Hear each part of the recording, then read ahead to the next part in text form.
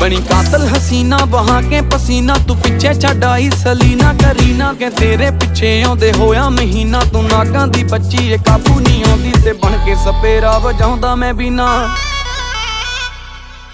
केड़े खेत विच लगी केड़ी कणक दा नी तू आटा छकदी ऐ। Tight tight short loose loose T शर्टां ना कहर नूं ढकदी ऐ। शेर तेरे लक दी मार तेरी अख दी जिवें मैनूं तकदी ऐ। जाई गल दस के तू तां बस हस के जान कढ सकदी ऐ।